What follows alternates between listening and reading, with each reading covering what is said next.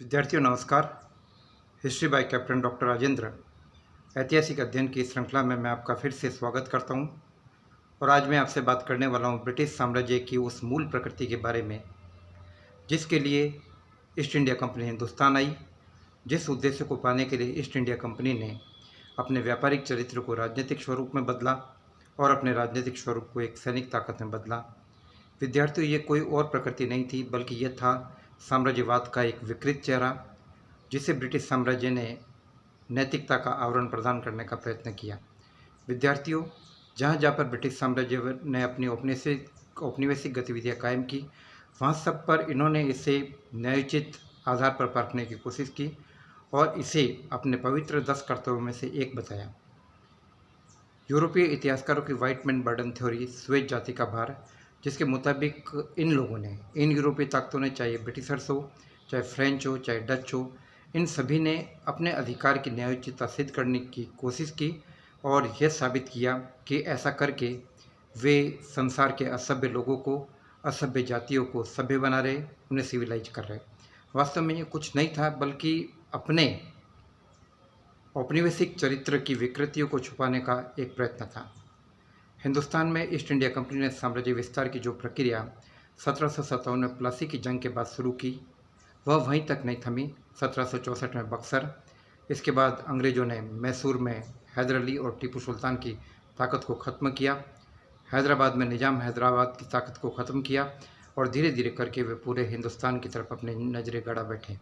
1818 में राजस्थान की राजपूत रियासतों के साथ संधियाँ संपन्न की गई और इसके साथ ही हिंदुस्तान के अधिकांश हिस्से अंग्रेजी कंट्रोल में आ गए। लेकिन इसके बावजूद अभी तक ब्रिटिश साम्राज्यवादी स्वरूप उतना प्रखर नहीं हुआ था जितना कि आगे चलकर होने वाला है। और ये प्रखर स्वरूप हमें 1848 में दिखता है, जब 1848 में हम देखते हैं कि अर्ल ऑफ द डलहौजी, जो भारतीय इतिहास में लॉर्ड डलहौजी के नाम से जाना जाता है, वो गवर्नर जनरल बनकर हिंदुस्तान में आता है।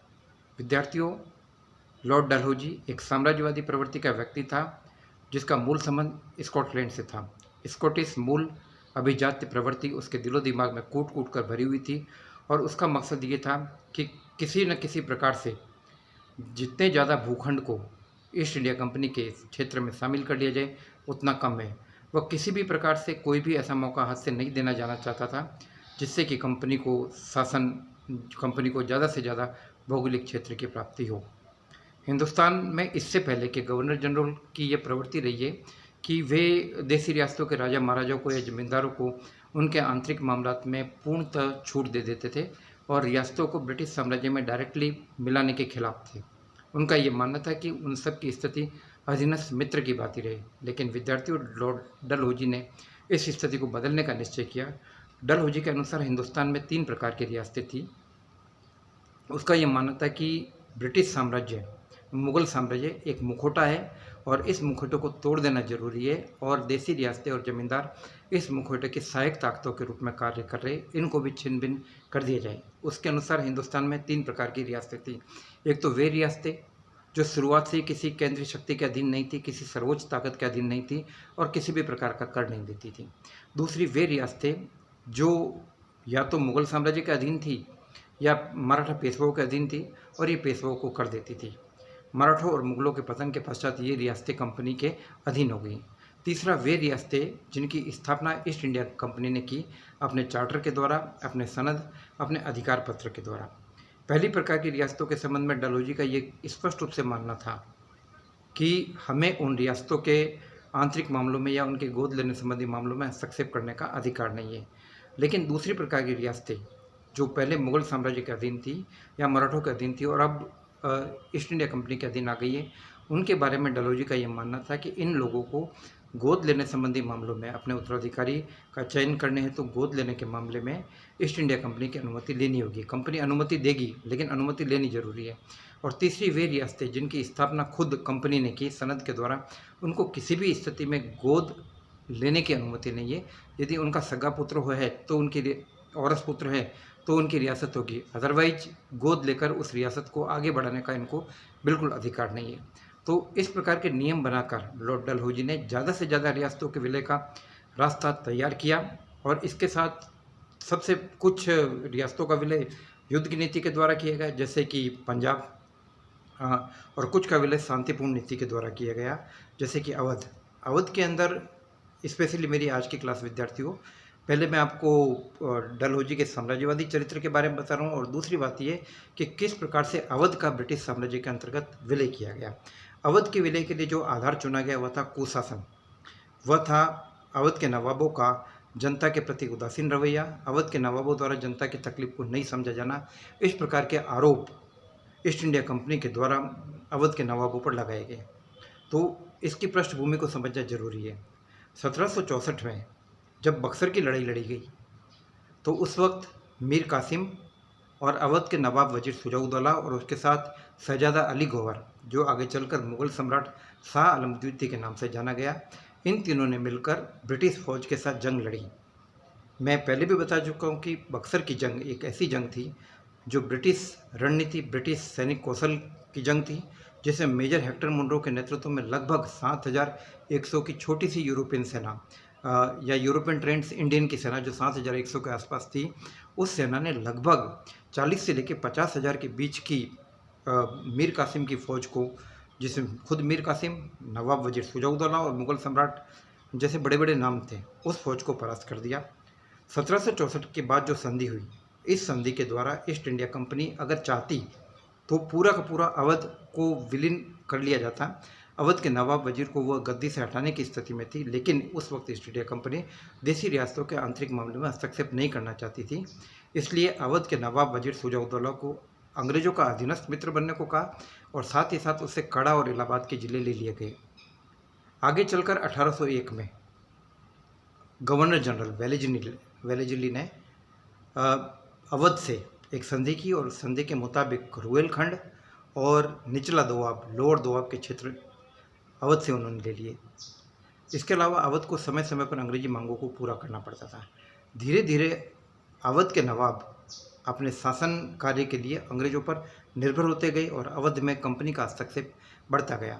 तो चूंकि जब नवाबों ने अपनी जिम्मेदारी छोड़ दी और कंपनी भी वास्तविक रूप में किसी प्रकार की जिम्मेदारी उठाने को तैयार नहीं थी, तो ऐसी स्थिति में जनता का कुशासन के चक्र में फंसना स्वाभाविक था, कुप्रशासन के चक्र में फंसना स्वाभाविक था।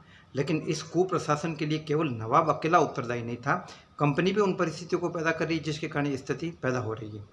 तो कंपनी ने धीरे धीरे नवाब को चेतावनी देने का काम किया। लॉर्ड विलियम बेंटिक, उसने अवध के नवाब को यह वार्निंग दी कि भाई आप अपना प्रशासन सुधारिए, और इसके साथ साथ विलियम बेंटिक को तो कंपनी ने यहाँ तक अधिकार दे दिया कि वो चाहे तो अवध का विलय कर ले, लेकिन विलियम बेंटिक ने ऐसा किया नहीं। इसके बाद 1837 में गवर्नर जनरल लॉर्ड ऑकलैंड ने अवध के नवाब मोहम्मद अली के साथ संधि की और इस संधि के मुताबिक यह तय किया गया कि यदि कुप्रशासन का मामला बढ़ता है तो कंपनी डायरेक्ट हस्तक्षेप करने का अधिकार रखती है। 1847 में लॉर्ड हॉर्डिंग ने खुद अवध को वार्निंग दी, लेकिन इसके बावजूद स्थिति में सुधार नहीं हुआ।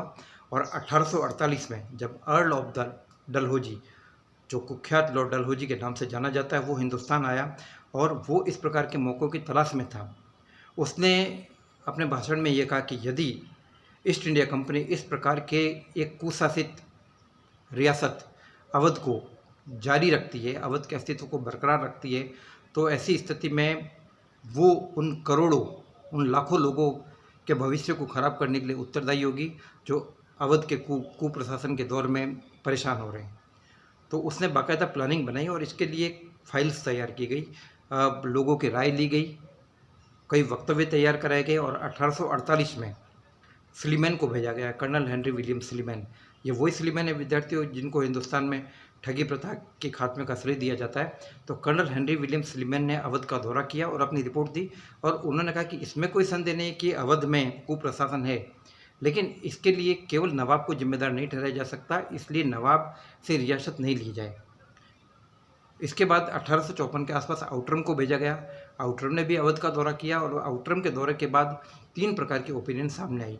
पहली बात तो ये कि नवाब से अवध छीन लिया जाए, नवाब को अवध की राजनीति से हटा दिया जाए और कंपनी अवध पर डायरेक्ट कंट्रोल कायम कर ले। दूसरा पॉइंट ये उभर कर ये सामने आया कि नहीं, अवध पे नवाब को बरकरार रखा जाए लेकिन शासन का भार खुद कंपनी संभाले। और तीसरी बात ये थी कि लखनऊ का रेजिडेंट वो कुछ महीने के लिए अवध के प्रशासन को संभालने की जिम्मेदारी अपने ऊपर लो। लेकिन डलहौजी पूरी तरीके से तय कर चुका था और वो इस प्रकार के किसी भी मौके को हाथ से नहीं जाने देना चाहता था।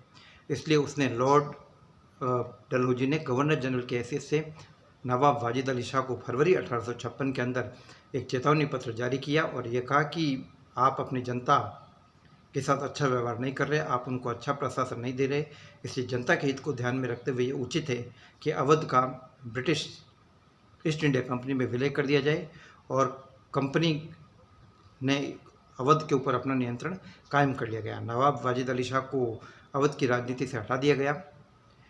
इस घटना के पक्ष और विपक्ष दोनों प्रकार की बातें उभर कर आती है। लंदन में हाउस ऑफ कॉमन्स में काफ़ी लोगों ने इस कदम को उचित ठहराया और काफ़ी लोगों ने इसकी आलोचना की और इसे एक प्रकार का डकैती बताया, एक प्रकार का षड्यंत्र बताया। लेकिन विद्यार्थियों, यह इतिहास है और इतिहास के अंदर पक्ष और विपक्ष दोनों ही प्रकार के तथ्य चलते रहते हैं। और मैं एक बार फिर आपको प्रसिद्ध इतिहासकार प्रोफेसर E.H. कार का यह कथन याद दिलाना चाहूँगा कि इतिहास की किसी भी किताब को पढ़ने से पहले उस किताब को अपने कान के पास लेकर आइए और उसमें से एक आवाज़ सुनाई देगी और आवाज़ ये कहेगी कि मुझे पढ़ने से पहले मेरे लेखक को पढ़िए, मेरे इतिहासकार को पढ़िए।